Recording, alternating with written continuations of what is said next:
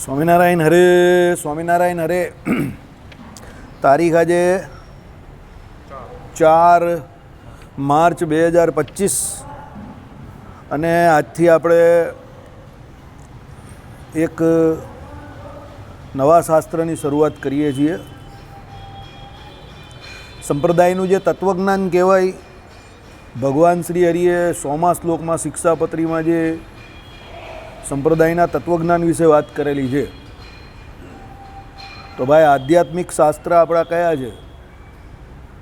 તત્વજ્ઞાન જાણવું હોય તો આપણું આધ્યાત્મિક શાસ્ત્ર શું છે એ જાણવું પડે. તો એના માટે તમારે સંપ્રદાયમાં શ્રી હરિ દ્વારા શિક્ષાપત્રી નામનો જે ગ્રંથ, એની રચના ભગવાને જે કરી છે, એના 100મા શ્લોકમાં આધ્યાત્મ શાસ્ત્રની વાત કરી છે. તો આપણું આખું આધ્યાત્મ શાસ્ત્ર જે છે તે રામાનુજાચાર્યએ જે આધ્યાત્મ શાસ્ત્રની વાત કરી છે, વિશિષ્ટાદ્વૈત વેદાંતની, શ્રીજી મહારાજે એ જ વિશિષ્ટાદ્વૈત વેદાંત એટલે કે રામાનુજાચાર્યએ કરેલું જે વિશિષ્ટાદ્વૈત વેદાંત એને સીધું સ્વીકારી લીધું છે. એમાં કોઈ પણ પ્રકારનો ફેરફાર પણ નથી કર્યો. એક બહુ નાની બાબત છે કે ભાઈ, રામાનુજાચાર્યએ 3 તત્વો કયા છે, ભગવાન શ્રી હરિએ 5 ભેદનું નિરૂપણ કરેલું છે. એ તો એકચ્યુઅલી મુક્તાનંદ સ્વામી અહીંયા જ્યારે આવેલા ત્યારે રામાનંદ સ્વામી હતા, તે પણ 5 ભેદ તરીકે વાત કરતા હતા. એટલે 5 ભેદની પણ મૂળ તો એ 3 તત્વોની જ વાત છે. સમજો, મૂળ 3 તત્વોનું નિરૂપણ જ 5 ભેદ તરીકે કરેલું છે. એટલે 3 તત્વ કેવું કે 5 ભેદ કેવું, એમાં કંઈ ફરક નહીં પડી જતો. એમાં કોઈ ઝઘડો નથી, વિવાદ નથી, બરાબર. પણ મૂળ આપણી વાત ક્યાં હતી કે ભાઈ, 100મો શ્લોક તો રામાનુજાચાર્યનું ગીતા ભાષ્ય અને રામાનુજાચાર્યએ કરેલું બ્રહ્મસૂત્ર ભાષ્ય, આ 2 ભાષ્ય જે છે તેને ભગવાને આપણા આધ્યાત્મિક શાસ્ત્ર તરીકે સ્વીકાર્યા. એટલે એ આપણું તત્વજ્ઞાન જે છે તે એ બંને શાસ્ત્રોમાંથી સ્વીકારવામાં આવે. કયા? ગીતા ભાષ્ય અને બ્રહ્મસૂત્ર ભાષ્ય. એ પણ કોનું? રામાનુજાચાર્યએ કરેલું. કારણ કે ગીતા ભાષ્ય અને બ્રહ્મસૂત્ર ભાષ્ય દરેક સંપ્રદાયના આચાર્યોએ કરેલું છે. જગદગુરુ શંકરાચાર્યએ કરેલું છે, રામાનુજાચાર્યએ કરેલું છે, રામાનંદાચાર્યએ કરેલું છે, માધવાચાર્યજીએ કરેલું છે, નિંબાર્કાચાર્યજીએ કરેલું છે, ચૈતન્ય મહાપ્રભુએ કરેલું છે, વલ્ભાચાર્યજીએ કરેલું છે, આપણા સંપ્રદાયમાં મુક્તાનંદ સ્વામીએ કરેલું છે, ગોપાળાનંદ સ્વામીએ કરેલું છે. સમજો, બરાબર. એટલે જેટલા આચાર્યો થઈ ગયા તે બધા ગીતા ભાષ્ય અને બ્રહ્મસૂત્ર ભાષ્ય અને ઉપનિષદ ભાષ્ય કરેલું જોયું. એટલે એ પ્રસ્થાનત્રયી કહેવાય. અને એ પ્રસ્થાનત્રયી થયા પછી એ પોતે પોતાના સંપ્રદાયની જે કોઈ પરંપરા હોય એને રજૂ કરે પોતાના મત મુજબ. એટલે ભગવાન શ્રી હરિને જીવ ઈશ્વરને માયા, આ 3 તત્વો અનાદિ છે, આ મત જે રામાનુજાચાર્યનો હતો એ પસંદ પડેલો. અને એમને જે વિશિષ્ટાદ્વૈત વેદાંતની વાત કરી, એમાં ઉપાસ્ય ઉપાસક ભાવની જે વાત કરી તે, અને માયા જે ત્રીજું તત્વ જે અનાદિ છે તે, એ સીધી રામાનુજાચાર્યના વેદાંતની વાત જે વિશિષ્ટાદ્વૈત વેદાંત તરીકે ઓળખાય છે, શ્રીજી મહારાજે સીધું સ્વીકારી લીધું. એ રામાનુજાચાર્યએ જે સંપ્રદાયના એટલે જે એમ કહે કે બ્રહ્મસૂત્ર ભાષ્ય પોતાના હિસાબે જે કર્યું, એ જ બ્રહ્મસૂત્ર ભાષ્ય અત્યારે આપણે આજે એની શરૂઆત કરી રહેલા છે. પ્રથમ વખત ઈસવીસન 1913માં વડોદરાથી પ્રકાશિત આ આવૃત્તિ જે છે એનું પુનર્મુદ્રણ. એટલે આ કઈ સાલમાં? ઈસવીસન 1913. આજે આ કઈ ચાલે? ઈસવીસન 2025. એટલે 112 વર્ષ પહેલાં એની પ્રથમ આવૃત્તિ આવેલી, બરાબર. આ પુસ્તકમાં એનું જે અત્યારે જે છાપકામ શરૂ થયું તે હમણાં થયું. વડતાલ લાઇબ્રેરીમાં આ જ જે હતું તે આનંદ શંકર ધ્રુવની ઓરિજિનલ કોપી વર્ષો પહેલાંની આની પહેલી મુદ્રા હતી ને તે હતી. એની આપણે ઝેરોક્સ કરાવેલી મંડળમાંથી. અને એ લગભગ મેં 2003-04ની આજુબાજુ એ આખી ઝેરોક્સ હતી તે મારા ઘરે વાંચેલી હતી. 20 વર્ષ થયા અમે વાંચ્યું એને પણ, બરાબર. ત્યારે આપણી સભા નહીં ચાલતી હતી એટલે જ હું ઘરે એ વાંચતો હતો. કારણ કે 2003માં પેલી જે આપણી એક સભા બંધ થઈ તો વચ્ચે કંઈક ને કંઈક આપણે સત્સંગમાં ટકી રાખવા માટે, રહેવા માટે કંઈક કરવું પડે ને. એટલે ઘરે મેં જે સમયે સત્સંગ ચાલતો હતો એ સમયે મારા ઘરે મેં ઘણા બધા પુસ્તક વાંચવાનું ચાલુ કરેલું. એમાં એક અર્થદીપિકા વાંચેલી, એટલે યાજ્ઞવલ્ક ઋષિની સ્મૃતિ વાંચેલી, પછી આ વાંચેલું, પછી 5 પ્રકરણવાળું સત્સંગી જીવન પણ મેં ત્યારે જ વાંચેલું.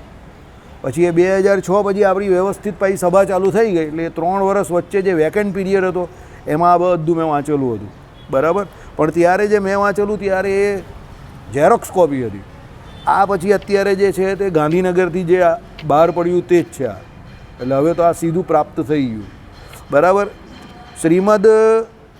શ્રી ભગવદ રામાનુજ મુનિ પ્રણીતમ શ્રી ભાષ્યમ ચતુઃસૂત્રી પર્યતમ સૂત્ર 111થી 114 સુધીનું.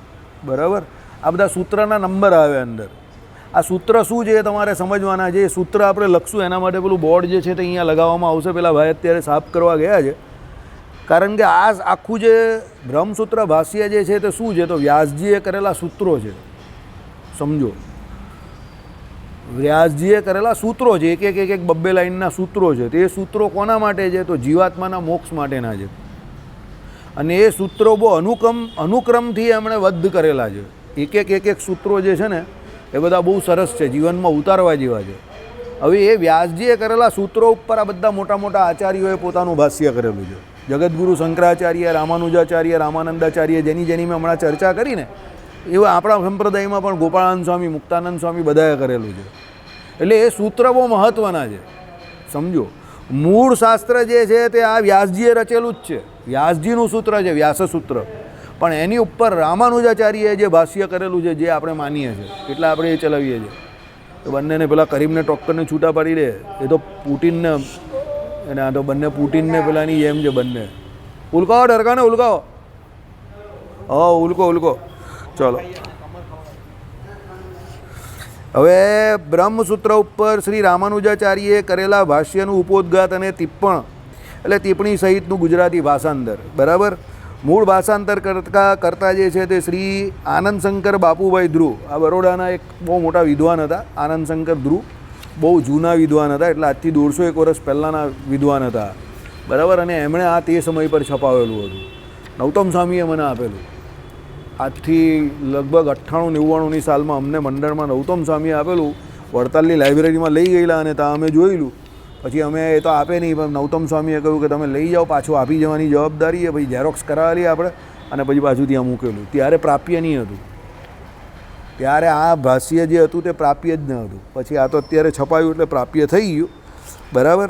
એટલે શું કહ્યું કે ભાઈ આ જે છે તે સયાજીરાવ ગાયકવાડ અને મહારાણી જમનાબાઈ સાહેબ ગાયકવાડ એમની આજ્ઞા અનુસાર પ્રોફેસર આનંદશંકર બાપુભાઈ ધ્રુવ MA LLBએ તૈયાર કરેલું છે બ્રહ્મસૂત્ર ઉપરના રામાનુજાચાર્ય શ્રી ભાષ્યનું ગુજરાતી ભાષાંતર. બરાબર. હવે એની જે સંપાદકીય પ્રથમ આવૃત્તિએ જે કંઈ કહ્યું છે તે આપણે એકવાર ફટાફટ વાંચી લઈએ. આમાં કંઈ બહુ સમજવાનું નહીં હોય. ગુજરાત સાહિત્ય એકાદમી સંસ્કૃત સલાહકાર સમિતિએ શ્રી રામાનુજાચાર્યના બ્રહ્મસૂત્ર પરના શ્રી ભાષ્યના સ્વર્ગસ્થ શ્રી આનંદશંકર બાપુભાઈ ધ્રુવના ગુજરાતી ભાષાંતરનું પુનર્મુદ્રણ કરવામાં આવે છે.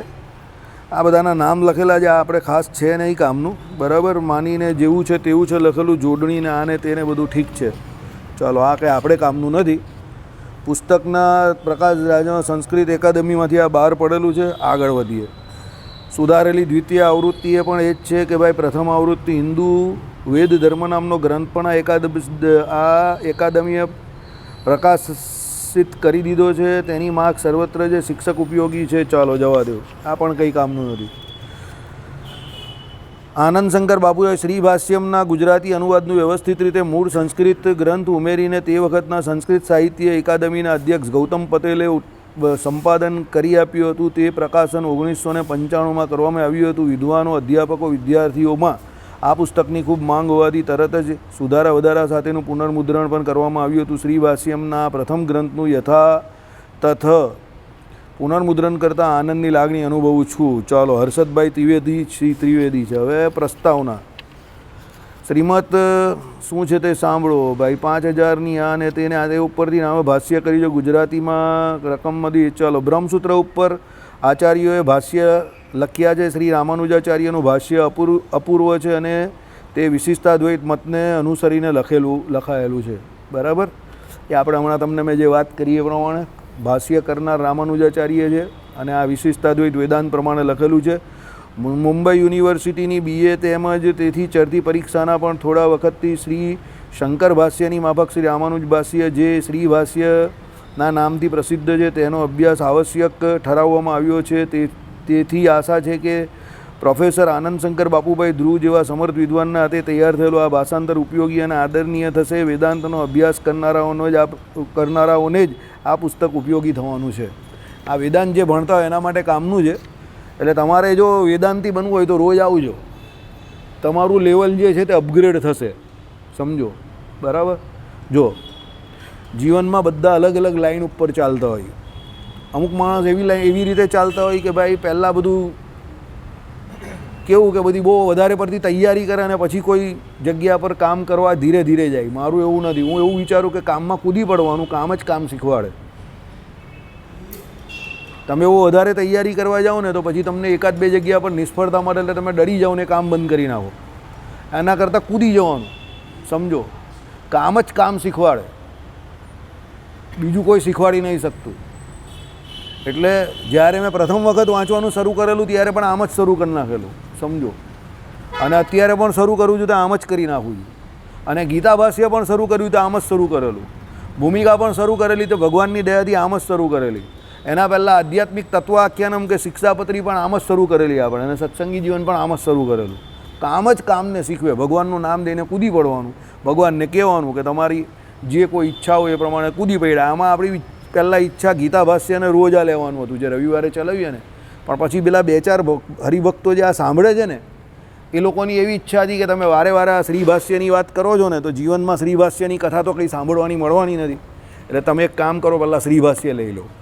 દિનેશ કાકાને બીજા ઘણા બધા એવું કહેતા હતા. એટલે પછી મને એવું થયું કે ના, એમની વાત સાચી છે કે ભાઈ શ્રી ભાષ્યની કથા થવાની નથી. ગીતાની કથા તો કદાચ ગમે ત્યારે કોઈ જગ્યા પર પણ થાય, એની પણ ઓછી જ થાય છે, પણ શ્રી ભાષ્યની તો થવાની જ નથી, કારણ કે શ્રી ભાષ્યની કથા કોઈ કરતું જ નથી. એટલે મને થયું કે એ લોકોની વાતમાં પોઈન્ટ છે. એટલે મને એકદમ પરમ દિવસે જેવી ઈચ્છા થઈ ગઈ કે હવે શ્રી ભાષ્ય જ લઈએ. બરાબર. ઈચ્છા અંદર ડેરામાં થઈ. પેલા જયસુખભાઈ કહેતા હતા કે શ્રી ભાષ્ય જ ચલાવજો. ઈચ્છા થઈ એટલે પછી પેલાને વિમલને કહી દીધું ને આજે આ ચાલુ થઈ ગયું. કોઈ પ્લાનિંગ હોતું નથી. સમજો, હું જીવનમાં કોઈ પ્લાનિંગ કરતો જ નથી ને જ્યાં પ્લાનિંગ કરું ત્યાં નિષ્ફળ થાઉં છું. બરાબર. એટલે પ્લાનિંગ નહીં કરતો એમાં જ ગમે ત્યાંથી જે કંઈ થવાનું હોય તે થઈ જાય છે. બાકી જે કામ હું પ્લાનિંગ કરીને કરવા જાઉં છું એમાં હું બહુ સફળ થતો નથી. આ મારી જિંદગીની ફિલસૂફી છે. તમારું શું હશે તે તમે જાણો. ચાલો.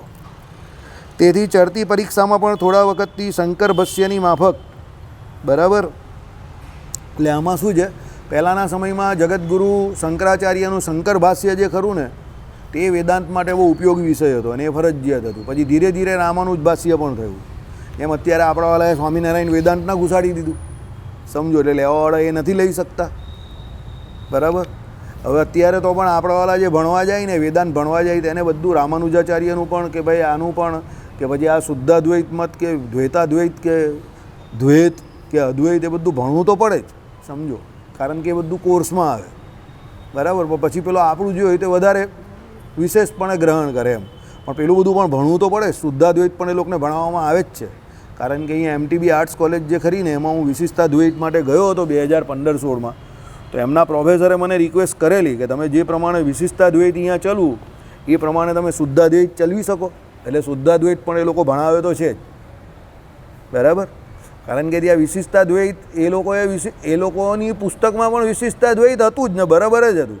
પણ આપણા સંપ્રદાયમાં મૂળભૂત રીતે વિશિષ્ટાદ્વૈતના આપણે માનીએ એટલે એ લોકોને એમ કે ભાઈ તમારી પાસે એવી કોઈ પુસ્તક હોય કે જેના દ્વારા તમે અમારા સ્ટુડન્ટને કંઈક વિશેષ જાણકારી આપી શકતા હોવ તો તમે અહીંયા આવીને આપો એમ. બરાબર. એટલે એમાં આપણા હરિજીવનદાસ શાસ્ત્રી કે આપણા સંપ્રદાયના જે પહેલાંના નન સંતો એમણે જે વિશિષ્ટાદ્વૈતનું નિરૂપણ કરેલું છે એ ઘણું બધું કામમાં આવ્યું મને. સમજો, કારણ કે એના દ્વારા આપણે જે વિશિષ્ટાદ્વૈતની વાત કરી અને પેલી એક નાની પુસ્તક હતી રામાનુજવાળી જ.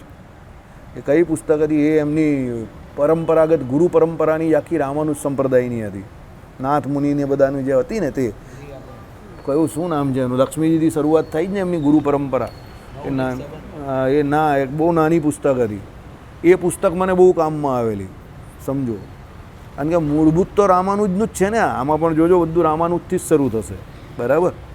ચાલો, ગ્રંથ મોટો હોવાથી બે ભાગમાં છપાવવામાં આવ્યો છે. પ્રથમ ભાગમાં પ્રથમ અધ્યાયનો સમાવેશ થાય છે, દ્વિતીય ભાગમાં દ્વિતીય, તૃતીય, ચતુર્થ અધ્યાયનો સમાવેશ થાય છે. દરેક ભાગને અંતે તે ભાગમાં આવેલા સૂત્રોની અનુક્રમણિકા અને તેમાં આવતા અધિકરણોનો સાર આપવામાં આવ્યા છે, જેથી પુસ્તકની ઉપયોગીમાં વધારો થાય.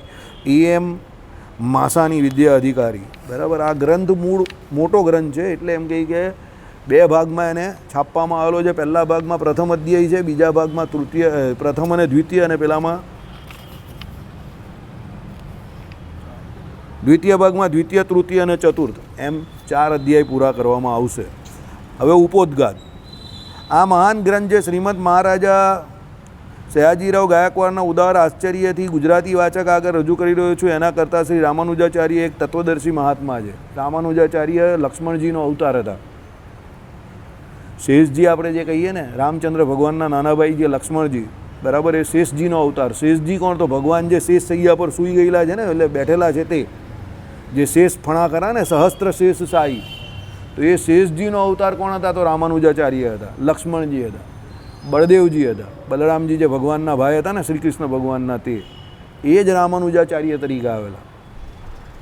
સમજો. જગતગુરુ શંકરાચાર્ય એમનો અવતાર હતા, આપણા શિવજીનો અવતાર હતા. બરાબર. એટલે આચાર્યો જે હતા તે કોઈ હેલ્ફેલ વ્યક્તિ ન હતા, બધા ભગવાનના ધામમાં બિરાજમાન મુક્તો જ હતા. સમજો. અને એમણે ભગવાનને ભજવાના જ બધા રસ્તા બતાવેલા છે. બરાબર. અને તે સમયને અનુલક્ષીને એમણે રસ્તા બતાવેલા છે. જે સમય પર જેની જરૂરિયાત હોય એ પ્રમાણે એ લોકોએ પોતપોતાના મતોની રજૂઆત કરી. એટલે રામાનુજાચાર્ય કોઈ નાના વ્યક્તિ ન હતા, બરાબર, બહુ મોટા વ્યક્તિ હતા. શંકરાચાર્ય અને રામાનુજાચાર્યમાં બહુ મોટો ફરક છે, તે એમનું ધરા પર રહેવું. રામાનુજાચાર્ય 120 વર્ષ સુધી આ ધરા પર લગભગ રહેલા, અને જગતગુરુ શંકરાચાર્ય ફક્ત 31-32 વર્ષે જ એમણે દેહ ત્યાગ કરી નાખેલો, 33 કે 32 વર્ષે. બરાબર. ચાલો, તત્વદર્શી મહાત્મા તો છે જ રામાનુજાચાર્ય, એમાં કોઈ મીનમેક મળે નહીં, કારણ કે એમણે જે 3 તત્વોનું નિરૂપણ કરેલું છે, એકદમ સટીક નિરૂપણ કરેલું છે. તમે પ્રેક્ટિકલી જોવા જાઓ તો તમને એકદમ સટીક લાગે કે ના, એકદમ સાચી વાત છે. તથા સંપ્રદાય પ્રવર્તક આચાર્ય છે, એટલે એમણે સંપ્રદાયનું પણ એ કરેલું છે. ઉભય રૂપમાં એમને વિશે ઘણું જાણવાનું છે, પણ એક તત્વદર્શી મહાત્મા તરીકે એમને વિશે જાણતા પહેલાં એક સંપ્રદાય પ્રવર્તક આચાર્ય તરીકે જાણવું જરૂરી છે. બરાબર. એટલે શું કહ્યું કે ભાઈ, તત્વદર્શી મહાત્મા તો છે જ, સંપ્રદાય પ્રવર્તક પણ છે, એ પહેલાં જોવું જરૂરી છે. શંકરાચાર્યને જેવું તત્વદર્શન ઉત્કૃષ્ટ રૂપે વિરાજમાન છે તેવું રામાનુજાચાર્યમાં નથી. એટલે શંકરાચાર્યમાં જેવું તત્વદર્શન ઉત્કટ રૂપે વિરાજમાન છે. કારણ કે શંકરાચાર્યએ કેમ એક બ્રહ્મની જ વાત કરીને, એટલે એમણે એકલા બ્રહ્મ તત્વનું જ પ્રતિપાદન કરેલું છે, એટલે એ એકદમ ઉત્કટ રૂપે એમણે પ્રતિપાદન કરેલું છે. એવું રામાનુજાચાર્યમાં નથી. કેમ રામાનુજાચાર્યમાં નહીં? કે રામાનુજાચાર્યએ જીવની વાત પણ કરેલી છે, માયાની વાત પણ કરેલી છે. શંકરાચાર્યએ તો એકલા બ્રહ્મની જ વાત કરેલી છે, બીજા કોઈ તત્વને સ્વીકારતા જ નથી. બરાબર. એટલે મોક્ષના સાધન પરત્વે રામાનુજાચાર્ય જેમ જ્ઞાન કર્મ સમુચ્ચયવાદી છે, આ આવી ગયું, જોઈ લો. અર્થાત જ્ઞાન અને કર્મ ઉભયને એકતા સાધન માને છે. બરાબર. ઉભયલિંગત્વ જે આપણે કહીએ ને એ પ્રમાણે. બરાબર. ઉભયલિંગી પ્રાણી કયું છે? ઉભયલિંગી પ્રાણી કયું છે? દેડકો. બરાબર. કાકા બહુ હોશિયાર છે. પાણી ઉભયલિંગી એટલે જે જમીન જળ પર પણ હોય, જળચર પણ હોય અને ભૂચર પણ હોય. એટલે જમીનમાં પણ ચાલી શકે, રહી શકે, જીવી શકે, ને પાણીમાં પણ. દેડકો એવું પ્રાણી છે, કાચબો એવું પ્રાણી છે. બરાબર. કાચબો પણ એવો છે, એટલે એને ઉભયલિંગી પ્રાણી કહેવાય છે. એમ પરમાત્મામાં ઉભયલિંગત્વ રહેલું છે. ઉભય એટલે બે. કયું? કે ભાઈ ભગવાનમાં અનંત કલ્યાણકારી ગુણો છે, પણ એની જોડે ભગવાનમાં માયાનો એક પણ દોષ નથી. એટલે એને ઉભયલિંગત્વ પણ કહેવાય, કે ઉભયલિંગી પણ કહેવાય. એમ અહીંયા ઉભય એટલે શું કહ્યું? જ્ઞાન કર્મ સમુચ્ચયવાદ. રામાનુજાચાર્યએ પોતે આ વાતની વાત કરેલી. આપણે ઘણી વખત આ સભામાં મેં આની વાત કરેલી છે. મને બહુ ગમે છે. એટલે પર્સનલી અમુક વસ્તુ તમને પર્સનલી ગમી જતી હોય, તમને ટચ કરીએ એવી હોય. એટલે બરાબર કે ભાઈ જ્ઞાન અને કર્મ બંને છે ને કેવા જ એકબીજાની સાથે પેરેલલ જાય છે. સમજો. તમે કોઈ પણ કર્મ કરો એના માટે જ્ઞાનની જરૂર છે જ. તમે દાખલા તરીકે આપણે જે હમણાં વાત કરી કે એ કામને શીખવાડે, તે પણ શું છે? તમે એ કામ કરવામાં એ પરો એટલે તમને કામ કરવાનું જ્ઞાન એ કામ જ શીખવાડે. તમે ભાખરી બનાવવા બેઠા, પહેલી વખત બેઠા, બીજી વખત બેઠા, ત્રીજી વખત બેઠા, ચોથી વખત બેઠા, 10 વખત તમે ભૂલ કરી, 11મી વખત તમારો ભાખરીનો લોટ બરાબર બની જશે. એટલે તમારું કામ જ તમને કામ શીખવાડે. યુટ્યુબ પરથી જોઈને તમે બનાવવા જશો તો ઘણી વખત તો પણ ભૂલ પડશે, પણ જાતે બનાવતા થઈ જશો તો ત્રીજી ચોથી વખતે બની જશે. સમજો કહેવાનું તાત્પર્ય શું છે? જ્ઞાન કર્મ સમુચ્ચયવાદ એટલે શું છે? અર્થાત જ્ઞાન અને કર્મ ઉભયને એકતા સાધન માને છે. બંને એક સાથે જ ચાલે છે, બંને એક સરખા જ સાધન છે, જ્ઞાન અને કર્મ બેવ. એકલું જ્ઞાન તમારું મોક્ષ નહીં કરી શકતું કે એકલા કર્મ પણ તમારું મોક્ષ નહીં કરી શકતું. કારણ કે કર્મ તો આ જગતના લોકો પણ કરે છે, એનાથી થોડો મોક્ષ થઈ જાય છે. અને જ્ઞાન શુષ્ક જ્ઞાની ઘણા લોકો છે. સમજો અહમ બ્રહ્માસ્મિ કરનારા, તો એનાથી એ થોડો ભ્રમ થઈ જાય છે. હું મારી જાતને વાસુદેવ છું એટલે ભગવાન માનતો થઈ જાઉં એટલે હું ભગવાન થોડો થઈ જવાનો. આનું નામ ગોપાલ છે એટલે કંઈ ભગવાન થોડો થઈ જવાનો. સમજો બરાબર? એટલે શુષ્ક જ્ઞાન હોવું કે જ્ઞાનની વાત કર્યા કરવી ખાલી ખાલી કે ભાઈ પેલા ભગવાન છે, આ આવો છે, પેલો આવો છે, ફલાણું છે, ઢીમકું છે, એનાથી મોક્ષ નહીં થતો. સમજો બરાબર? એવા તો બધા બહુ જગતમાં જ્ઞાનીઓ ફરે છે, પંડિતો ફરે છે, પેટને માટે પુરાણી થયેલા છે, બધા ધડાધડ બધી મોડે વાત કરે છે, પણ એનાથી એનો મોક્ષ નહીં થતો. એટલે એકલું જ્ઞાન પણ કામનું નથી કે એકલો કર્મયોગ પણ કામનો નથી. જ્ઞાન અને કર્મ બંને એકઠા જવા જોઈએ સાથે. કેવી રીતે? કે જ્ઞાન તો કોના સંબંધી? આત્મા પરમાત્મા સંબંધી. કર્મ તો કોને કરવાનું છે ને કોના માટે કરવાનું છે? તો કર્મ કરનાર કોણ છે? તો જીવ છે. અને કોના માટે કરવાનું છે? તો ભગવાન માટે કરવાનું છે. ભગવાનની આજ્ઞા અનુસાર કરવાનું છે. ભગવાનને રાજી કરવા માટે એ કર્મ કરવાનું છે. એના માટે એને જે જ્ઞાનની જરૂર છે તે શાસ્ત્ર સંમત જ્ઞાન એ સાધુ સંતો પાસે શાસ્ત્રો દ્વારા જાણે કે ભાઈ મારે વિધિ કયો કરવાનો છે, નિષેધરૂપ ધર્મ કયા છે, મારે શું કરવાનું છે, શું નથી કરવાનું. એટલે જ્ઞાન કર્મ સમુચ્ચયવાદ કયો. આ જ્ઞાન કર્મ સમુચ્ચયવાદ એટલો સરસ છે. હરજીવનદાસ શાસ્ત્રીએ પણ એની ઘણી જગ્યા પર વાત કરેલી છે. એટલે આમાં તો છે જ, રામાનુજાચાર્યના ભાષ્યમાં તો છે જ. પણ એ જ્ઞાન કર્મ સમુચ્ચયવાદથી ભલાની હવાડ પાડી દીધી, એકદમ બધાને ઢીલા પાડી દીધા છે. કોણે? રામાનુજાચાર્યએ. કે એકલા જ્ઞાનથી મોક્ષ ન થશે, એની જોડે કર્મ પણ જોઈએ. કર્મ એટલે ભક્તિ. તમે ભક્તિ જે કરો છો એમાં તમારું કર્મ જરૂરી છે, પણ એ ભક્તિ કરવા માટે એ ભક્તિરૂપી કર્મ કરવા માટે તમે ભક્તિરૂપી કર્મ કરવા પ્રેરાયા કેમ? તેમાં જ્ઞાનની જરૂર છે. એટલે સત્સંગ અને ભક્તિ એ વિના તો વિદ્વાન હોય તો પણ અધોગતિને પામે. એટલે બંને એકબીજાના પૂરક છે. એટલે કહ્યું જ્ઞાન કર્મ સમુચ્ચયવાદ. બરાબર? બંને એકબીજાની સાથે ચાલે છે. તમને સભા નીરસ લાગે તો તમે કહેજો કે ભાઈ નીરસ લાગે તો આપણે વચ્ચે, કારણ કે આમાં એકલું તત્વજ્ઞાન આવશે. એટલે એવું બની શકે કે હું અંદર ખોવાઈ જાઉં એટલે હું વન વે ટ્રાફિક ચાલુ કરી નાખું. પેલામાં સત્સંગી જીવનમાં ને એમાં શું હતું? ચરિત્રો આવતા હતા એટલે મને પણ કેવું હોય વચ્ચે ટૂચકા મૂકતો હતો. આમાં કદાચ એવું બને કે મને મારી રીતે બધું બરાબર લાગતું એટલે હું જવા દઉં, તમે બધા ઊંઘી જાઓ. બરાબર? એટલે એવું લાગે તો કહેજો કે ભાઈ બહુ હાઈ ડોઝ છે, જરા આને હળવું કરો, તો આપણે આપણી ભાષામાં કરવાનો પ્રયત્ન કરશું. બરાબર? ચાલો.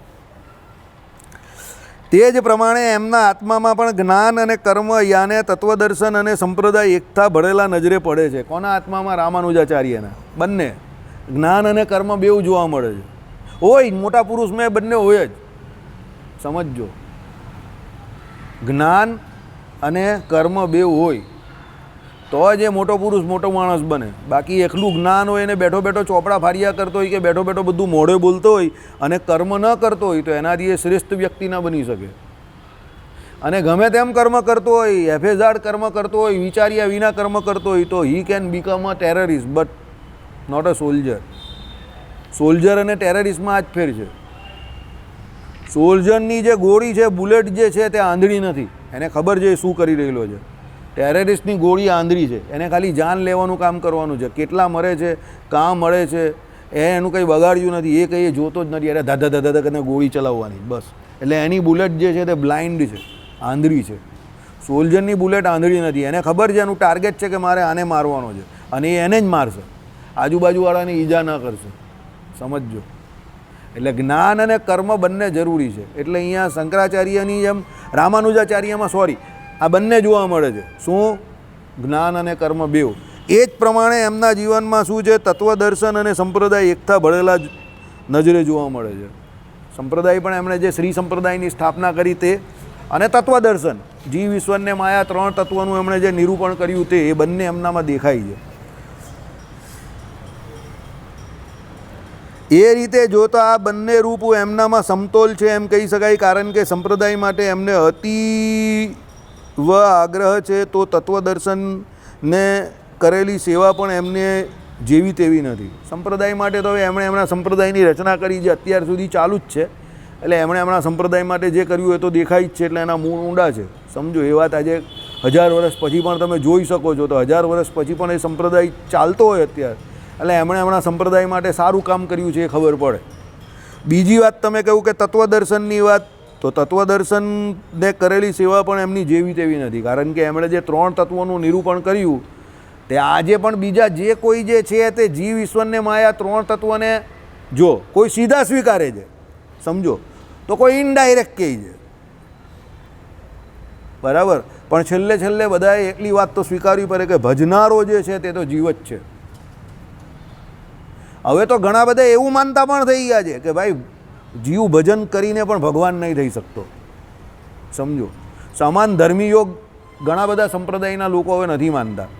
ધર્મયોગ માને છે, એ તો આપણે પણ માનીએ છીએ, પણ જીવ ભગવાન ન થઈ શકે એવું ઘણા બધા માનતા થઈ ગયા છે. એક અદ્વૈતીઓને છોડીને બીજા બધા જે કોઈ છે તે એટલું તો માનતા થયા છે કે ભાઈ એ એમ ભગવાન તો નહીં થવાય, બરાબર. ભગવાનને ભજી ભજીને ઘણા એમ કહે કે ભગવાન જેવા, એટલે ભગવાન જેવા સમાન ધર્મયોગને પામે, પણ એ ભગવાન થઈ જાય એ વાત ખોટી. પછી આ પેલા બધા જે ગામમાં ફરે છે બધા ભગવાન ખોટા ખોટા થઈને, એ ખોટી વાત. એ તો કોઈ તત્વજ્ઞાન જ નથી, એ તો બધા આપણા જેવા લવારા કરેલા જ ને, એવા લવારા છાપ છે. એને કોઈ સંપ્રદાય જોડે કોઈ તત્વજ્ઞાન જોડે લેવા દેવા નથી. એ લવારિયા માણસની વાત નહીં સંભળાય, બરાબર.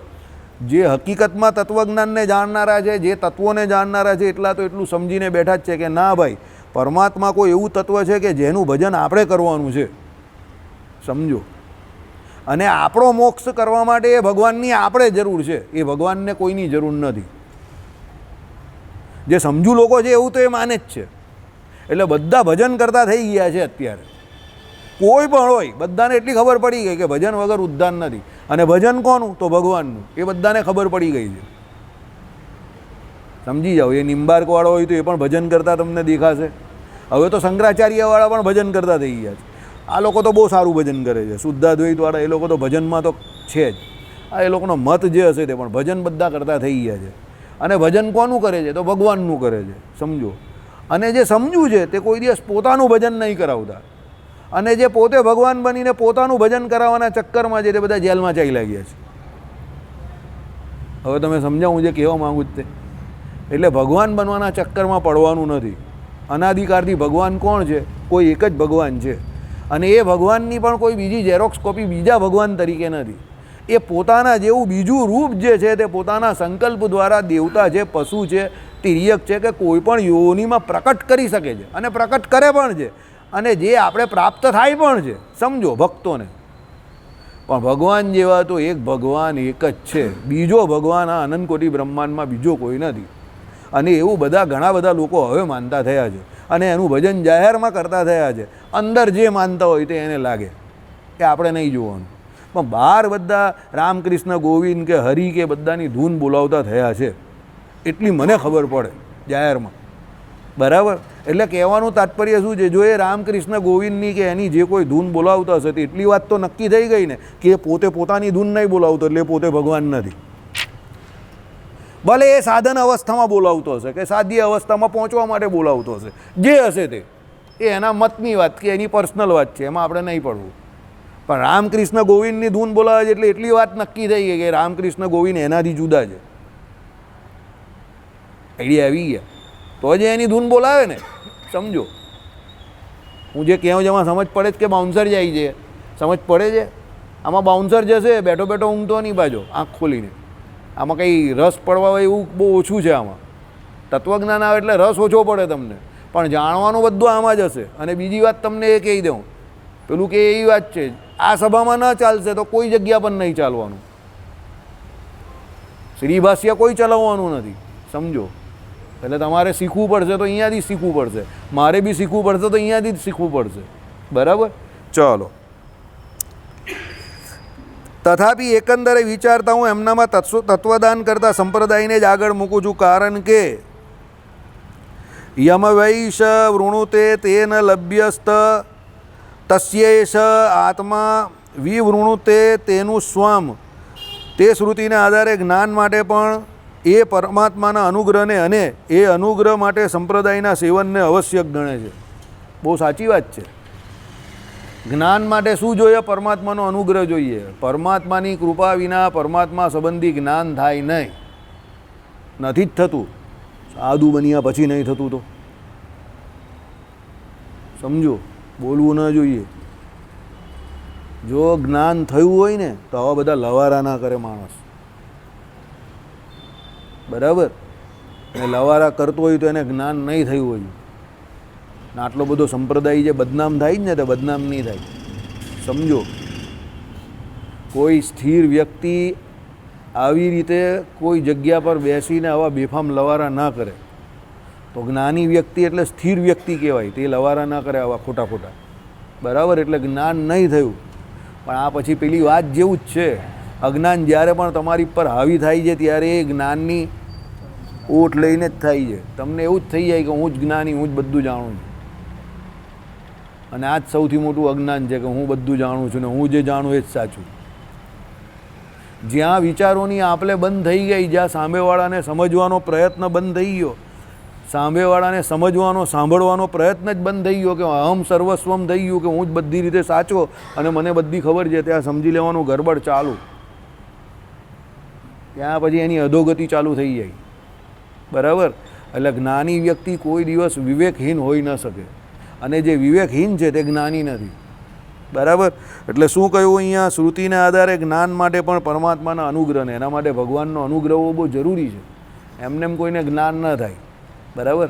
આજે એક રામસ્વામીનો સંકલ્પ પૂરો થયો. આ સભા આપણે શરૂ કરેલી ને આમાં ત્યારે આપણે લગભગ ભૂમિકા ચાલતી હતી કે વચનામૃત ચાલતું હતું, ખબર નહીં. અને બહુ અઘરું કોઈ તત્વજ્ઞાનનો ટોપિક ચાલતો હતો અને ફોર્ચ્યુનેટલી કેવું કે અનફોર્ચ્યુનેટલી કેવું કે બાય સર્કમસ્ટન્સીસ કેવું તે દિવસે રામસ્વામી આ જ જગ્યા પર બેઠેલા હતા અને હું સામે બેઠેલો હતો. અને ત્યારે રામસ્વામીએ મને આરતી પૂરી થઈ પછી પૂછ્યું, સભા ચાલે છે? મેં કહું સભા ચાલે ને. તે કે શું ચલવો છો? મેં કદાચ ભૂમિકા ચાલે છે. એટલે તે સમયે કદાચ ભૂમિકા જ ચાલતી હતી. મને કે ભૂમિકા સભામાં ચાલવો જ તમે? મેં કહું હા. પછી રામસ્વામી બેઠા, પછી એમણે જે મુદ્દો ચાલતો હતો આપણો મેં એમને આપી દીધું, હું સામે બેસી ગયો. એ રામસ્વામીએ ચલવું ને પછી સામે બધી પ્રશ્ન ઉત્તર થયા. જેમ તમે બેઠા જોઈ હતી ત્યારે પબ્લિક બેઠેલું ને હું અહીંયા બેઠેલો. પહેલાં રામસ્વામીએ મને સભા કરતાં પહેલાં જરા એ નારાજ હતા. નારાજ એટલે એમને એમ કહે યાર સભામાં ભૂમિકા ચાલુ જ જાહેરમાં આ લોકો રામપુરા સભા મંડપમાં. પણ પછી અહીંયાથી ગયા ને અને આ પેલો ઘનશ્યામ મહારાજવાળો દાદર છે ને ત્યાંથી ઉપર ગયા મારી જોડે શયન આરતીમાં. તો પછી મેં એમને પૂછ્યું, આવું કેવું લાગ્યું તમને? ભૂમિકા ચાલે જ તો કંઈ ખોટું લાગ્યું? ના ના, આ સભામાં ભવિષ્યમાં બ્રહ્મસૂત્ર ચાલશે, આ મારી ગેરંટી છે. તમારી સભા તૈયાર છે, આમાં બ્રહ્મસૂત્ર ચાલશે. આજે આ બ્રહ્મસૂત્ર ચાલુ થયું, એમની વાત સાચી પડી. 15 વર્ષ થયા હશે આ વાતને, 10-12 વર્ષ તો પાકા. ત્યારે રામસ્વામી ઇન્ડિયામાં હતા, બહાર નહીં ગયેલા.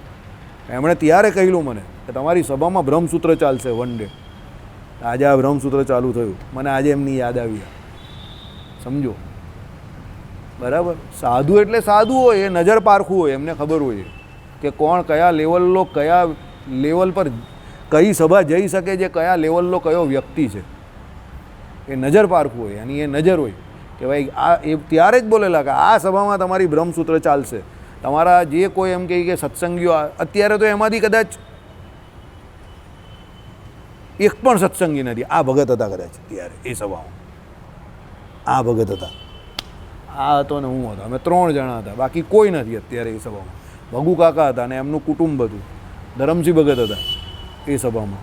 અને બધા ભગવાનજીભાઈ ને એ બધા જૂના હતા, બરાબર? અત્યારે ઘણા બધા છે નહીં, ઘણા બધા આવતા નથી મંદિરે, બધા મોડેલ બદલાઈ ગયા. પણ સભા એ જ ચાલે છે ભગવાનની દયાથી. સભ્યો બદલાઈ ગયા પણ બ્રહ્મસૂત્ર શરૂ થઈ ગયું, રામસ્વામીના આશીર્વાદથી શરૂ થયું. રામસ્વામીએ કહેલું, આ ચાલતા કહેલું ને હસવામાં નહીં કહેલું, એમણે બહુ ગંભીર થઈને કહેલું કે હું સિરિયસ કહું છું વાસુદેવ, હું ગંભીર છું આ બાબતમાં. આ સભામાં બ્રહ્મસૂત્ર ચાલશે તારી, એમ કહી જા, હું તને ગેરંટી જોડે કહું છું. હું વાત કરું, હું એ કહે કે ચાલશે, ગેરંટી કે જોડે કહું છું, બરાબર? એટલે કહેવાનું તાત્પર્ય શું છે કે ભાઈ શ્રુતિના આધારે જ્ઞાન માટે પરમાત્માનો અનુગ્રહ, આમાં ભગવાનનો અનુગ્રહ જોઈએ. ભગવાનનો અનુગ્રહ થાય તો ભગવાન તમને એના સ્વરૂપનું જ્ઞાન આપે. ભગવાન બહુ રાજી થાય તો ભગવાન કહે કે હવે આને મારા સ્વરૂપનું જ્ઞાન આપું તો આ માયામાંથી થોડો ખદેડાય, એની વૃત્તિ થોડી માયામાંથી બહાર આવે અને મારી તરફ એની વૃત્તિ થાય તો ભગવાન એના સ્વરૂપનું જ્ઞાન આપે. બાકી તમે ભલું કરી નાખો, જંગલમાં એકલા ચાલ્યા જાઓ, ગમે એટલું તપ કરો, ગમે એટલા વ્રત કરો, ગમે એટલું કરો, પણ જો ભગવાનને વિશે ભક્તિની ઉદય થઈ કે ભગવાનના સ્વરૂપનું જ્ઞાન નહીં થયું, બધું વૃથા છે. એટલે ભગવાને શું કહ્યું? જપ, તપ, દાન, બરાબર, આ બધું જે કંઈ છે એ બધા કરતાં વધારે હું કોને માનું છું? સત્સંગને માનું છું. કારણ કે બધું જે તમે કરો છો એના ફળરૂપ આ સત્સંગ છે. તમે જપ કરો છો, તપ કરો છો, દાન કરો છો, જે કંઈ સુકૃત કરો છો એ બધાના ફળરૂપે તમને આ સત્સંગ મળેલો છે. બરાબર. એટલે પરમાત્માના અનુગ્રહથી આ જ્ઞાન થાય છે અને એ અનુગ્રહ માટે સંપ્રદાયના સેવનને આવશ્યક ગણે છે. એ જ્ઞાન કેવી રીતે થાય? જ્ઞાન પણ હોવું જોઈએ ને. તો સંપ્રદાયસ્થ, આપણે તો આ સંપ્રદાયનું જ્ઞાન જે છે તે મુખ્ય જ્ઞાન છે. રસ્તે ચાલતા ચાલતા આ બધા લવારા છાપ લોકો બધા આ બધા લવારા કરે છે, સંપ્રદાયની બહાર જઈને આ બધા લવારા કરે છે, એટલે આ બધી ગરબડ ઊભી થાય છે. સમજો. હમણાં જ વિજયભાઈ જોડે મેં વાત કરી, 2016થી એકોર્ડિંગ ટુ જીગરભાઈ, બરાબર, મને તો નહીં ખબર, 2016થી 2025 સુધી આપણું સત્સંગી જીવન ચાલ્યું. ઓલમોસ્ટ 4 ને 4 8 વર્ષ જેવું ચાલ્યું, 8-9 વર્ષ જેવું ચાલ્યું. એમાં આખા 8 વર્ષના આ સમય દરમિયાન સત્સંગી જીવનનું એવું એક પણ વાક્ય એવું ના આવ્યું હશે 5 પ્રકરણમાં કે જેમાં વિવાદ સર્જાય. સૌથી મોટો ગ્રંથ છે, નાનો ગ્રંથ નથી, બહુ મોટો ગ્રંથ છે. 5 પ્રકરણનું સત્સંગી જીવન છે. પણ આખા સત્સંગી જીવનમાં એવું એક વાક્ય ન હશે. આખું શ્રીજી મહારાજનું ચરિત્ર છે, પણ એમાં એવું એક પણ વાક્ય ન હશે કે જેનાથી કોઈ બીજો નારાજ થઈ જાય કે કોઈ વિવાદ થાય. વિચાર કરો. અને પેલા ભાઈ પેલા બીજા સંપ્રદાયનું એક વાક્ય તોડી મરોડીને બોલ્યા, એમાં કેટલી બધી માથાકૂટ થઈ ગઈ. તો દોડડાયા થવાની કા જરૂર હતી? આપણા સંપ્રદાયના આટલા બધા મૂળ શાસ્ત્રો છે એને પકડો ને તમે. બરાબર. મૂળ શાસ્ત્રોને છોડીને એ બધી વાત કરવાની કા જરૂર છે? આ વાતું ને પેલી વાતું ને ફલાણું ને ઢીમકું ને એ બધો ટાઈમ જ કા છે માણસ પાસે? કેટલા બધા શાસ્ત્રો છે આપણી પાસે વાંચવા માટે. મેં તમને ન કહ્યું શ્રીજી મહારાજ બધા પુરાણોની કથા કરાવતા હતા. 18 પુરાણ છે, તો 18 પુરાણ કોણે વાંચેલા છે? વાંચને પુરાણ. તો પુરાણ વાંચવાનું કે એટલે પેલા આપણાવાળાને પેટમાં દુખે, પુરાણમાં શું વાંચવાનું એમ કે? અરે તો વાતું વાંચવાનું તને કોણે કહ્યું? શ્રીજી મહારાજે શિક્ષાપત્રીમાં લખેલું છે 212 શ્લોકમાં કે વાતું વાંચજે. પુરાણની કથા તો ભગવાન વારંવાર સાંભળતા હતા અને કરાવતા હતા. સત્સંગી જીવન ગ્રંથ બોલે છે. સમજો. બ્રહ્મ વૈવર્ત પુરાણની કથા સાંભળી તો હમણાં સામે આવેલું. તો પુરાણની કથા તો ભગવાન પણ સાંભળતા હતા. તો વાતું ભગવાન સાંભળતા હતા કે વાતુની કથા કરવાની કે વાતુની રચના કરવાની ભગવાને કહેલી ગોપાળાનંદ સ્વામીને કે ગુણાતીતાનંદ સ્વામીને કે તમે વાતુની રચના કરજો? કોઈ જગ્યા પર લખેલું જ? કોઈ વાંચ્યું? કોઈ વાંચ્યું એક વાક્ય તો મને બતાવે આપણા કોઈ શાસ્ત્રમાં કે ભાઈ ભક્ત ચિંતામણીની આ ચોપાઈમાં લખેલું છે કે ભાઈ સુણીને થાક્યા કાનને હવે ગોપાળાનંદ સ્વામી કરો વાતું ને ગુણાતીતાનંદ સ્વામી કરો વાતું ને એવું કોઈ ચોપાઈ લખેલી છે? કોઈ જગ્યા પર આજ્ઞા લખેલી છે? સત્સંગી જીવન ગ્રંથ રચવાની તો આજ્ઞા કરેલી છે ને મહારાજે. કોને કરી? સતાનંદ સ્વામીને. એમણે માંગીને મહારાજે આપી. સમજો. તો એ તો વાતું રચવાની કંઈ ભગવાન પાસે આજ્ઞા માંગેલી છે ગુણદાતી સ્વામીને કે ગોપાળાનંદ સ્વામીએ કે ભગવાને આપેલી જ કોઈ જગ્યા પર કે શિક્ષાપત્રીમાંનો ઉલ્લેખ કરેલો છે?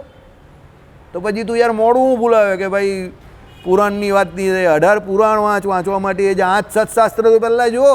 શ્રીજી મહારાજે જેને પોતાના સંપ્રદાયના મૂળ પાયારૂપ 8 સત્શાસ્ત્ર ગયા તે જો, ગીતા ભાષ્ય જો, શ્રી ભાષ્ય જો, આ બધા મૂળ શાસ્ત્ર જે ભગવાને શિક્ષાપત્રીમાં લખેલા એ વાંચતો નથી અને વાતું કર્યા કરે બેઠો. વાતું બળ ભરી વાતું બળ. મને તો કંઈ ખબર નહીં પડે એમાં હું બળ આવી જાય છે. મને તો હસવું જ આવે. બોલો, કોમેડી શો જેવું જ લાગે. હું તો વાતું વાંચું, મને કોમેડી. હું વાંચવા બેઠેલો એક દિવસ, મને કોઈકે સલાહ આપી કે જરા વાતું વાંચી જજે નહીં એકવાર, આમ જ વાંચી જજે. એટલે શાસ્ત્ર એવી રીતે નહીં, આમ વાંચી જજે એમ. તો હું વાંચવા બેઠો તો મને બહુ હસવું આવી જતું હતું. થોડીક 2-3 વાતું વાંચે તો મને હસવું જ આવી જાય. હું પાછું આ લોકોને કહું આમાં હું લખેલું જો નહીં, આ લોકો બી હસે બધા. કોમેડી શો જેવું. તો મૂકી દે ભાઈ આને, હું વાંચીએ કે એવું એનું કંઈક. એટલે મને કંઈ એમાં શું કહીએ હવે, શબ્દ બોલાય એવા નથી. તમે મૂકી દીધી. પછી કેટલા વર્ષો સુધી એમને એમ હશે મૂકી દીધી ભાઈ, કંઈ નહીં. એ મને એ ફાવે જ નહીં આપણે. શું એમાં કંઈ બળ ભરી, એમાં કંઈ બળ જેવું કંઈ મને તો કંઈ લાગતું જ નથી અંદર. કોઈ એમાં તત્વજ્ઞાન નથી કે કોઈ એવી વાત એવી કંઈ છે નહીં કે જેમાં તમને ઘણા કંઈ કે બહુ બળ ભરી વાત, બહુ બળ. અરે બળ તો બધા શાસ્ત્રોના શબ્દોમાં છે. આટલા બધા તો શાસ્ત્રોમાં બળ ભર્યા શબ્દો લખેલા છે. તમારે બળ બહુ જોઈતું હોય તો આખું સત્સંગી જીવન વાંચો, શિક્ષાપત્રી અર્થદીપિકા વાંચો, ચરિત્ર જોવાય તો ભક્ત ચિંતામણી વાંચો. કાં ગ્રંથ નથી તમારી પાસે? કેટલા બધા ગ્રંથો છે. તમારા બળ જ આવી જાય. શાંતિ જોઈએ તો શાંતિ પર્વ વાંચો સત્સંગી જીવનમાં જ. અરે ભક્ત ચિંતામણીમાં જ પેલું 29 થી 33 કેટલામાં અધ્યાયમાં છે ને, આખી એની ચોપડી જ મળે શાંતિની, એ વાંચો. કોણ ના પાડે તમને?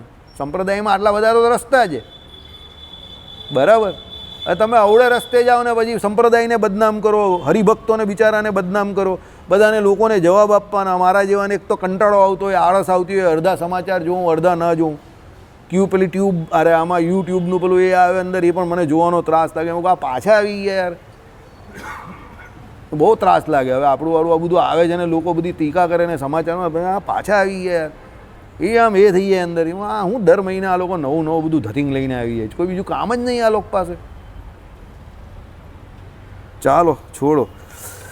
હિન્દુસ્તાનના સર્વધર્મ પ્રવર્તકો, બલકે આખા જગતના સર્વધર્મ પ્રવર્તકો પોતે કાંઈ નવું પ્રવર્તાવતા નથી. જો આ ઓરિજિનલ સિદ્ધાંત આપણે વારંવાર આ બાબત પર ફોકસ કરીએ. દુનિયામાં કોઈ પણ વસ્તુ કે કોઈ પણ કામ નવું થતું નથી, યાદ રાખજો. સિદ્ધાંત બધા જે છે તેના તે જ છે. હા, અપ્રકાશિત હોઈ શકે, જે તમારા જ્ઞાનની સીમારેખાની બહાર હોય, કે તમારા જ્ઞાન ચક્ષુ કે તમારી જે જ્ઞાનની ત્રિજ્યા તમારા ધર્મભૂત જ્ઞાનથી દૂર હોઈ શકે. સમજો, એ વિષય તમારા જાણ્યામાં આવ્યો ન હોય, એ બની શકે. પણ એવું તમે ન કહી શકો કે અત્યારે પહેલાં ન હતું ને. બધું એનું એ જ છે. પુરાની બોટલ મેં નઈ શરાબ જેવું જ છે બધું, કે પુરાની શરાબ ઓર નઈ બોટલ, જે કંઈ તમે કેવું તે. સમજી ગયા? નવું કંઈ હોતું નથી, બધું એનું એ જ છે. જીવ તો જૂના અનાદિ જ છે, ભગવાન તો એના એ જ છે, ને માયા તો એની એ જ છે. સમજો, સારા ને ખરાબ માણસો તો પેલો કહે કે ભાઈ કળિયુગમાં બહુ ખરાબ માણસો. અરે ભાઈ, કળિયુગમાં ખરાબ માણસ તો સહસ્ત્રાર્જુન કયા જમાનામાં હતો? કયા યુગમાં હતો? બોલ, સહસ્ત્રાર્જુન કયા યુગમાં હતો? હે, હું દ્વાપર યુગમાં હતો. બોલ, સહસ્ત્રાર્જુન કયા યુગમાં હતો?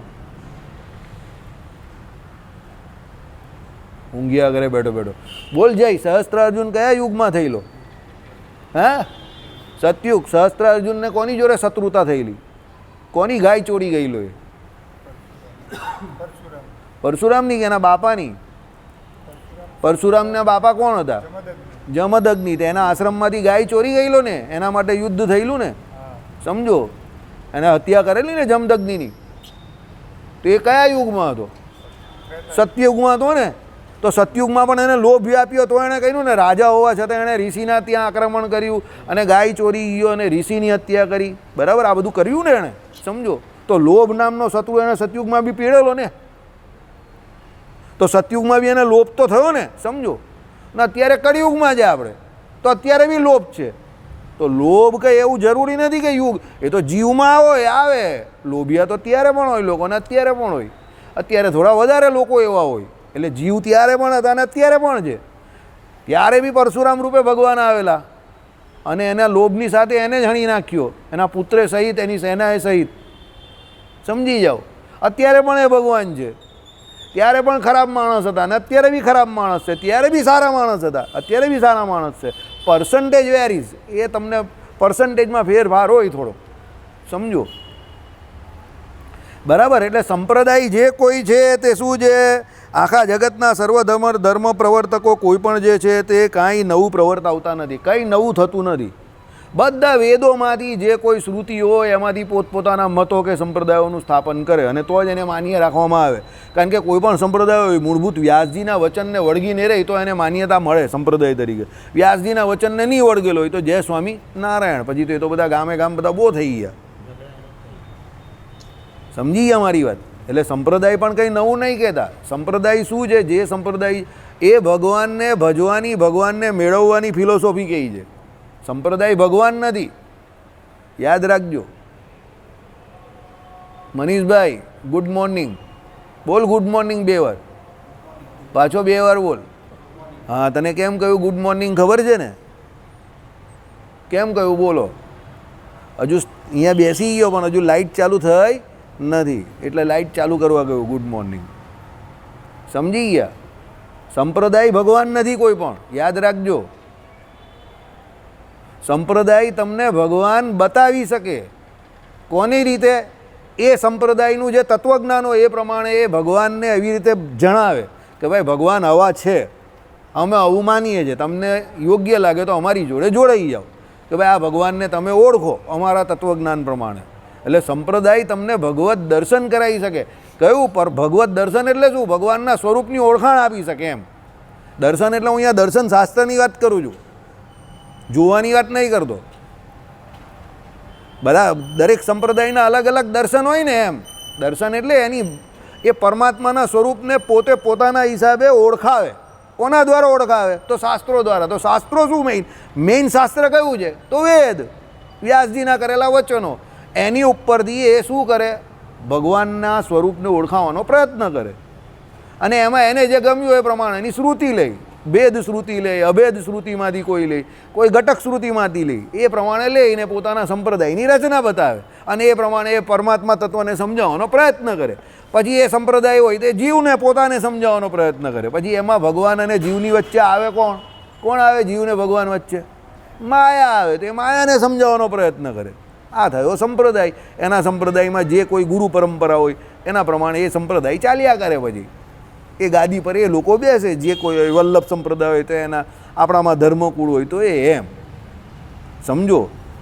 વલ્લભ સંપ્રદાયમાં જે કોઈ છે કે આપણામાં જે કોઈ આચાર્યો છે તે શું કરે છે? તો નવા જે કોઈ હરિભક્ત હોય એને દીક્ષા આપે છે અને ભગવાનના સ્વરૂપનું જ્ઞાન પણ આપવાની જવાબદારી એમની જ છે. એમના દ્વારા જ મૂળ બધું થવું જોઈએ. એમના દ્વારા મૂળ જો સ્વાયત્ત સત્તા એમની આવી જાય તો આ બધી ગરબડ નહીં થાય. આ બધા જે હેલફેલ લવારા કરે તે બંધ થઈ જાય ને, સમજો. પણ જે સ્વાયત્ત સત્તા કહેવાય તે સત્તા જોઈએ એવી રહી નથી, એટલે બધા હેલફેલ લવારા કરે છે. બાકી પહેલાં 3 આચાર્ય હતા, એમને કેવું જ્ઞાન હતું? પહેલાં 3 આચાર્ય કયા હતા? બોલ ભાઈ પ્રફુલ્લ. આપણા વડતાલ દેશને. ઓકે. પછી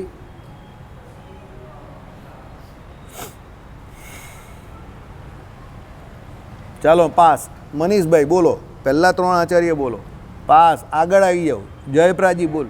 હા, વિહારીલાલજી 3જા નંબર પર પહોંચી ગયો સીધો. ચાલો બોલ ભાઈ. 2જા નંબર પર બોલ. પછી હા, એનાથી આગળ આવી ગયો તું તો. બોલો. હા, આ ભગત બહુ જૂના સત્સંગી છે.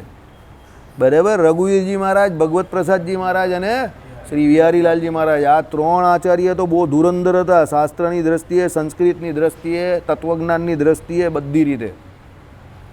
બરાબર. બહુ ખતરનાક વ્યક્તિઓ હતા.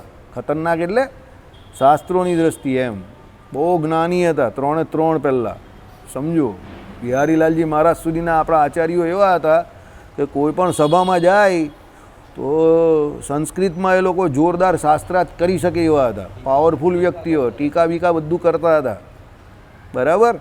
પછી એ કાળે કરીને જે તે છે તે જ્ઞાનની જે વાત જે છે તે થોડી ગટ્ટી થઈ ગઈ, સમજો. પણ તે છતાં પણ એ ધર્મકુંડના આપણા આચાર્યો જે છે તે જે સ્વામિનારાયણ ભગવાનનું નિરૂપણ કરે છે તે ભગવાનની કૃપાથી જે કંઈ શાસ્ત્રોક્ત રીતે જે કરે છે તે બરાબર કરે છે. પણ પછી બીજા બધા જે કોઈ લવારા છાપ લોકો લવારા કરે છે અને પોતે પોતાના હિસાબે સ્વામિનારાયણ ભગવાનના વધારે પડતા ગુણ ગાવા જાય છે. વધારે પડતા એટલે શાસ્ત્રો બાનના, સમજો. અને એમાં બીજાની લાઈન નાની કરવા જાય છે અને પોતાની લાઈન મોટી બતાવવા જાય છે. એમાં આ બધી ગરબડ ઊભી થઈ જાય છે. બાકી શાસ્ત્રમાં કહ્યું એ પ્રમાણે કરે તો કોઈ ગરબડ જ નહીં. બરાબર. ચાલો. એટલે શું કહ્યું કે ભાઈ નવું કંઈ થતું નથી, પણ પ્રાચીન ધર્મનો જ ઉદ્ધાર કરે છે. જે બધું પ્રાચીન હોય છે એનો જ પાછો ઉદ્ધાર થાય એમ પોતે જણાવે છે. એમ જ જણાવે છે. બધું એને એ જ છે, યાદ રાખજો.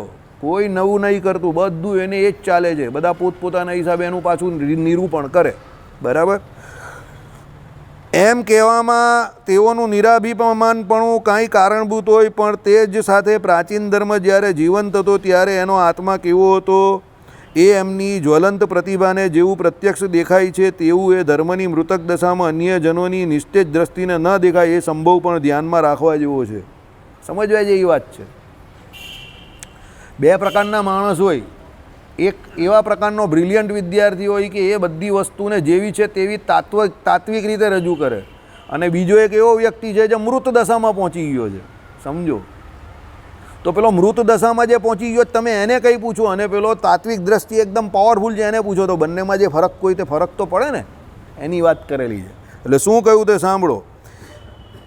તે જ સાથે પ્રાચીન ધર્મ જ્યારે જીવંત હતો, એટલે જ્યારે એ પ્રાચીન ધર્મ એકદમ એની ઉત્કૃષ્ટ સ્થિતિમાં હતો, જીવંત હતો, ત્યારે એનો આત્મા કેવો હતો, બરાબર, એ એમની જ્વલંત પ્રતિભાને જેવું પ્રત્યક્ષ દેખાય. જ્વલંત પ્રતિભા એટલે એકદમ જોરદાર પ્રતિભા. એમ પ્રતિભા અમુક વ્યક્તિ કેવો હોય, જન્મજાત પ્રતિભાશાળી વ્યક્તિ હોય, એની સામે કોઈ આમ તેમ હેલફેલ નહીં કરી શકે, બરાબર. એટલે શું કહ્યું, પ્રત્યક્ષ દેખાય તેવું એ ધર્મની મૃતક દશામાં અન્યજનોની નિસ્તેજ દ્રષ્ટિને ન દેખાય, એ સંભવ છે, બરાબર. હવે જ્યારે એ એની ઉત્કૃષ્ટ જગ્યા પર હોય અને પેલો એની જ્વલંત સ્થિતિથી એ તત્વનું આત્મા તત્વનું નિરૂપણ કરે, એવું જ નિરૂપણ પેલો મૃત દશામાં ધર્મની કરવા જાય કોઈ બીજો, તો એવું તો ન જ થાય ને. સમજો, બરાબર. એટલે ન દેખાય એ સંભવ પણ ધ્યાનમાં રાખવા જેવો છે.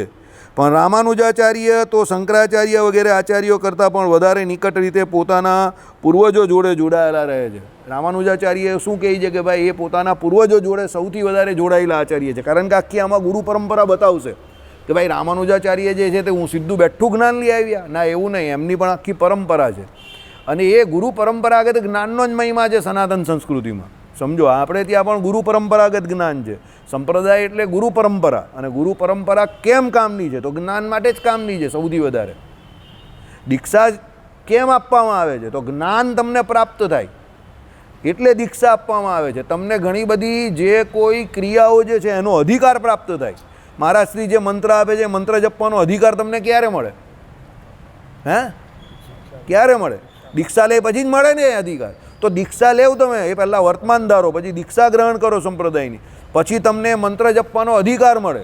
હવે એ મંત્ર જપવા માટે કે એ મંત્ર આપવા માટે પણ તમને સંપ્રદાયમાં કોઈ વ્યવસ્થિત વ્યક્તિ તો જોઈએ ને, જેની નિમણૂક થયેલી હોય એવા. તો એ કોણ છે? તો ધર્મકુંડના આચાર્ય છે આપણે ત્યાં. પેલા આમાં વલ્લભ સંપ્રદાયમાં એ લોકના છે, રામાનુજમાં એ પ્રમાણે, રામાનંદમાં એ પ્રમાણે, માધવાચાર્ય, નિંબાર્કાચાર્ય, એ બધાની પોતપોતાની ગુરુ પરંપરા છે. અને એ લોકો એ પ્રમાણે પોતપોતાની દીક્ષા આપે છે, અને એ પ્રમાણે એ લોકો બધા મંત્ર આપે છે, અને એ પ્રમાણે એ લોકો બધા પોતપોતાના હિસાબે પરમાત્માનું ભજન કરાવે છે. સમજો, આ રીત છે, અને આ અનાધિકારથી રીત છે, અને બધાની પોતપોતાની પરંપરા છે, ગુરુ પરંપરા. અને દરેકની એ ગુરુ પરંપરા ક્યાં સુધી પહોંચે છે ખબર જ તમને? સિદ્ધિ ભગવાન નારાયણ સુધી જ પહોંચે છે. વાહ, મજા આવી ગઈ, બરાબર. સિદ્ધિ ભગવાન નારાયણ સુધી પહોંચે છે. લક્ષ્મીજી, નારાયણજી, સિદ્ધિ અક્ષરધામમાં. એ કોઈ પરંપરા અહીંયાની નથી, ભગવાન સુધી પહોંચેલી પરંપરા છે. એટલે એ જ્ઞાનની શરૂઆત મૂળભૂત ક્યાંથી શરૂ થઈ? ભગવાન નારાયણથી શરૂ થઈ, અને છેલ્લે આ આચાર્ય પર આવીને, આચાર્યથી પછી એમણે જે જગ્યા પર ગાદી સ્થાપન કરી, એ ગાદી પર જે લોકો બિરાજમાન, એના દ્વારા એ પરંપરા આમને આમ ચાલુ રહી. જેમ આપણે ત્યાં ધર્મકુળમાં ભગવાને સ્થાપીને એ આચાર્ય પરંપરા, તે કેમ સ્થાપી? તો દીક્ષા આપવા માટે, અને આ જ્ઞાન જે છે એ પરંપરાગત રીતે આગળ વધે એના માટે. સમજો, તે આપણે ત્યાં છે તે પ્રમાણે એમને ત્યાં હોય, બીજે હોય, ત્રીજો હોય, બધે હોય. એટલે સનાતન સંસ્કૃતિમાં મોક્ષ જીવનો સહેલાઈથી કેવી રીતે થઈ શકે એના માટે આ બધા અલગ અલગ સંપ્રદાયો છે. લડવા ઝઘડવા માટે નથી, કારણ કે બધાનો ધ્યેય છેલ્લે એક જ છે દરેક સંપ્રદાયનો, કે આ જીવ જે આધિવ્યાધિ ઉપાધિથી આ લોકને વિશે સંસારમાં શેકાય છે, તે કોઈ પણ હિસાબે આ આધિવ્યાધિ ઉપાધિથી બહાર નીકળીને ભગવાનનું ભજન કરે અને કોને? પરમાત્મા તત્વને પામે. આ જ દરેક સંપ્રદાયનો મત છે. સમજો, એટલે સંપ્રદાયમાં ઝઘડો કરવો નહીં, આચાર્યોમાં ઝઘડો કરવો નહીં. એક જ ઈષ્ટદેવ બધાના છે. આમ તો ભગવાન નારાયણ જ છે, કારણ કે બધું ભગવાન નારાયણમાંથી જ થયું છે.